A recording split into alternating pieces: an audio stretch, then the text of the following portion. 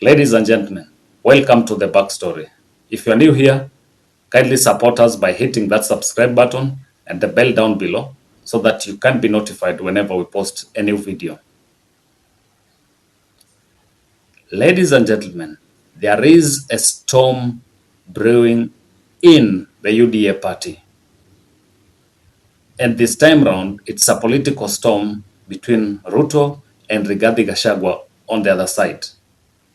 In this video, I'm going to reveal to you how Rigathi Gachagua and his handlers schemed to wrestle UDA political party from the hands of William Ruto, and how William Ruto's handlers have managed to contain Rigathi Gachagua.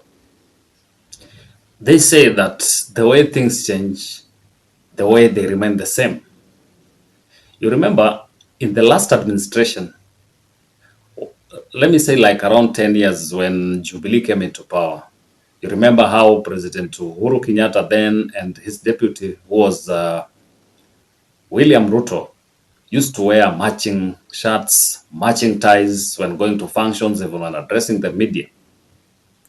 They did that for almost 5 years, and there was that bromance, and people thought that they had gelled, and President Uhuru Kenyatta then was going to hand over smoothly to Ruto.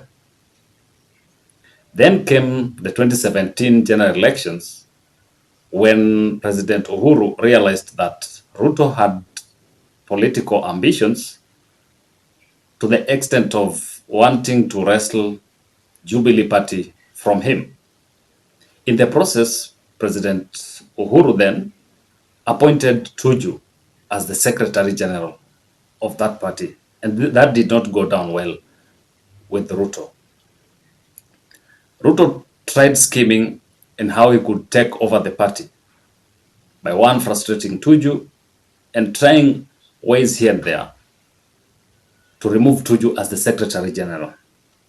You know, in any political party, the Secretary General's position is very important. And for you to have the heartbeat of a political party, you need to have the Secretary General on your side. So when President Uhuru realized that Ruto wanted to take over his party, he appointed Tuju as the Secretary General and the Cabinet Secretary without portfolio, so that Tuju could be loyal to him. And Tuju served that position. And Tuju was very loyal to President Uhuru Kenyatta. So why I'm saying that history is repeating itself is that after Jubilee's reign came UDA. UDA has President Ruto and Rigathi Gachagua. When they came in, there was the bromance, which is similar to what happened when Jubilee came in to power. In their first year, you could see them attending church together. Most of the functions that they were doing, like political functions, they would attend them together.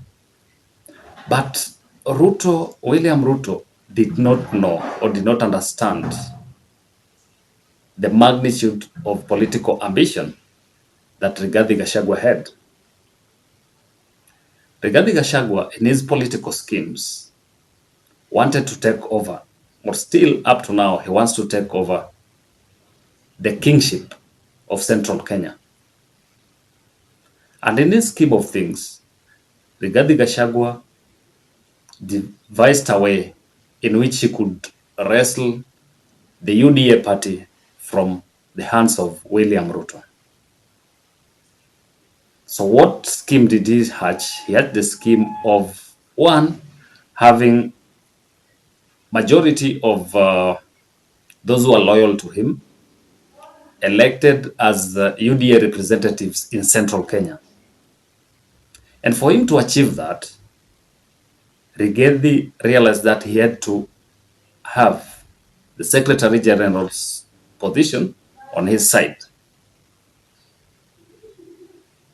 So what President Ruto did to muddy the water was he brought in Malala from Mudavadi's party. You realize that when Malala was brought in, Rigathi Gachagua then tried as much as possible to befriend him. And in several cases, in several occasions, you'd see them together. Malala paid Rigathi Gachagua a visit in his office, and in several locations, you'd see Rigathi Gachagua going to the UDA party offices and having a tete-a-tete with Malala. In my own analysis, Rigathi Gachagua wanted to win over Malala to his side. But Malala, being a political schemer as well,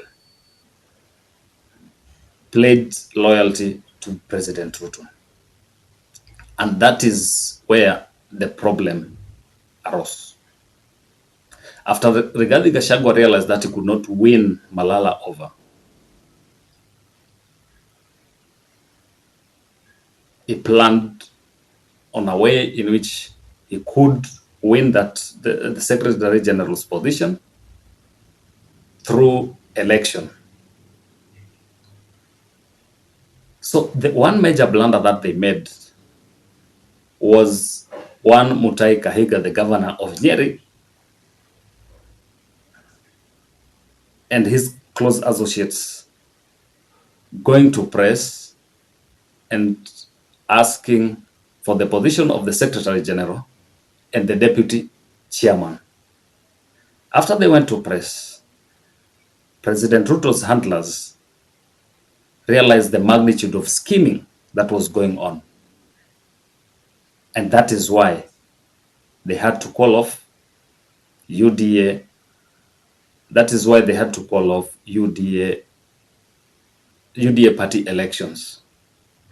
So they called off the UDA party elections so that they could go back to the drawing board and scheme.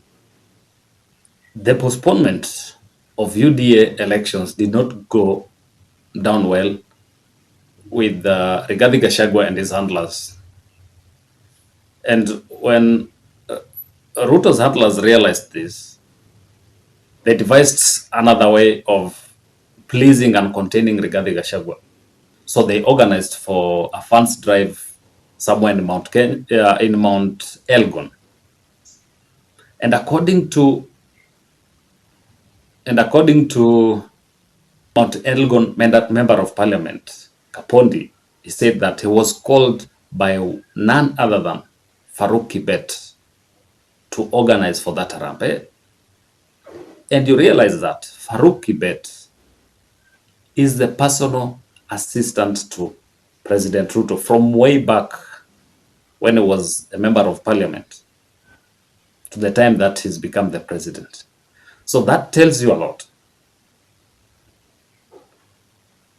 So President Ruto's handlers organized for this Harambee, and then they invited Rigathi Gachagua so that they could calm him down.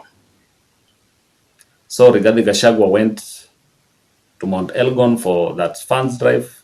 He was received by Moses Wetangula, Kapondi, and other Ford Kenya members of parliament or elected leaders. So in all this, the scheme is, there is this old adage that says, keep your friends close, but keep your enemies closer. See, in the whole scheme of this is to try and bring Rigathi Gachagua closer by showing him that they are still with him, they are going to support him. Rift Valley is still behind him, and they are going to support him in 2032 if he is to go for the presidency. And during that funds drive, one thing that I also noted is that one Cleophas Malala was not in that meeting. The other issue that we've also noted in the week is that after that funds drive, yesterday, Rigathi Gachagua went to UDA offices, and one person who was missing, he met the UDA staff members UDA party staff members. And one person who was missing in that meeting was one Cleophas Malala. What do you think, ladies and gentlemen? Why was Cleophas Malala missing in that meeting? Was it by design?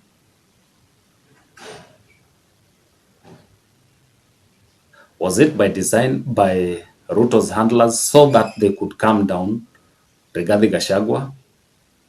Or is it that Cleophas Malala is on his way out of UDA party? And if he's on his way out, who do you think will replace Cleophas Malala as the UDA Secretary General? Will he be someone from Central Kenya? Or will President Ruto's handlers play smart by getting someone outside of Central Kenya? Ladies and gentlemen, my thinking is Cleophas Malala will be shown the door. But just as I've asked you, what do you think? What I think is President Ruto's handlers will get someone from outside Central and outside Western Kenya. It may be someone from Coast to take over from Cleophas Malala. But as at now, Cleophas Malala will not be the UDA Secretary General.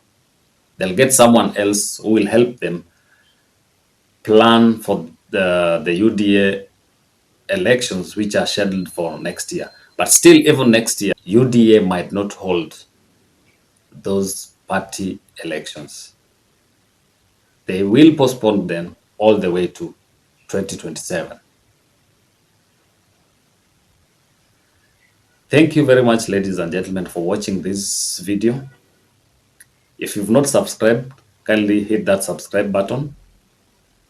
Support us by liking our video. You can also share with your friends. But subscribe and hit the bell down below so that you can be notified when we post a new video. You can also share your feedback by commenting on the video down below. Until next time,